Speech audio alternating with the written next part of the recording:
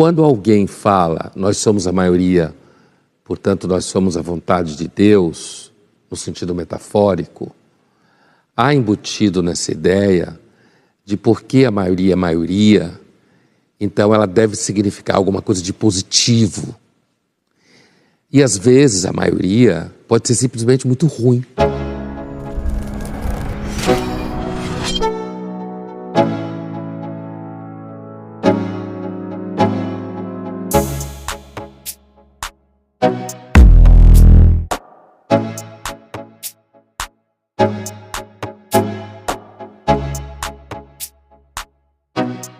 Sou daqueles que acreditam que entender o populismo pelo viés da comunicação social esclarece um pouco mais o que ele é do que entendê-lo por uma tentativa de nuances ideológicos, né? Populismo é, sem dúvida nenhuma, um empobrecimento semântico, uma liderança demagógica, que depende de certas características carismáticas, que, como você mesma disse, oferece soluções simples para problemas complexos. Mas, historicamente, o populismo é um fenômeno intimamente dependente de mecanismos de comunicação de massa. Nesse sentido, então, o Lula está muito mal servido porque ele lida mal com as redes sociais, ou então ele vai ter que procurar uma outra plataforma, não, para se colocar para exercer as características populistas. Então, você falava há pouco do caso da Itália, do Movimento 5 Estrelas, né? Mas o caso da recém-eleita a Meloni, a Giorgia Meloni, que também tem um manuseio de redes sociais bastante... A Europa Ocidental não chega aos pés do Brasil, dos Estados Unidos, Índia e outros países em termos de saturação de redes sociais e hiperativismo nas redes. Mas a Meloni, ela teve uma presença em redes sociais importante, né? E os italianos, durante a campanha da Meloni, falavam dessa coisa de que também na França, né, no caso da Marine Le Pen, de como a chamada extrema-direita europeia, o Bolsonaro no Brasil, o Trump nos Estados Unidos, né, como eles têm tido uma maior performance em redes sociais. Mas é importante notar que a política continua complexa.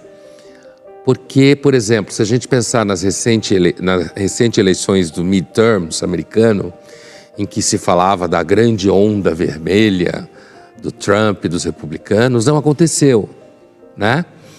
Então, no final do dia, não é só uma questão de você ter muito barulho nas redes sociais. As redes sociais são fundamentais, mas o mundo continua não sendo só as redes sociais, né? Elas são fundamentais, sem dúvida. Mas a sua pergunta sobre Lula versus Bolsonaro, bolsonaristas, no Brasil, se repete esse mesmo fenômeno.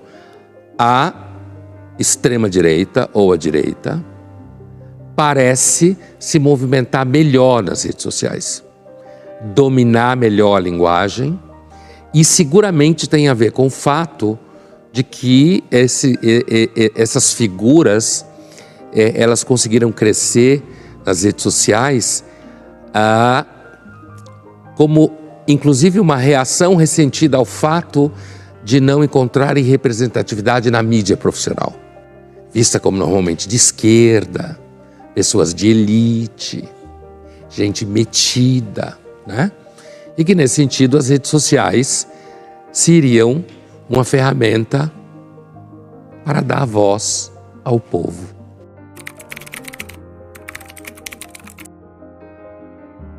Quando alguém fala, nós somos a maioria, portanto nós somos a vontade de Deus, no sentido metafórico, há embutido nessa ideia de porque a maioria é maioria, então ela deve significar alguma coisa de positivo.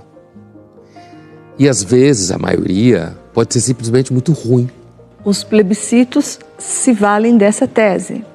Justamente. Você meio que... você indaga ao povo, à população em geral, sim ou não, a favor de ter determinadas coisas, mas a preocupação tanto dos federalistas Madison, Jay e Hamilton e do Tocqueville era como criar um regime, uma república ou um regime democrático, como fala o Tocqueville, analisando a democracia americana, e como, por um lado, garantir a soberania popular e não ter um regime monárquico, e, por outro lado, cuidar para que a maioria não se fizesse tirânica.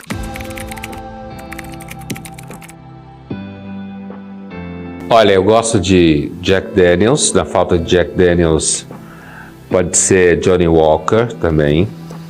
Gosto de licor, 43, gosto de Tia Maria, gosto de Baileys e vinho branco, vinho tinto, normal.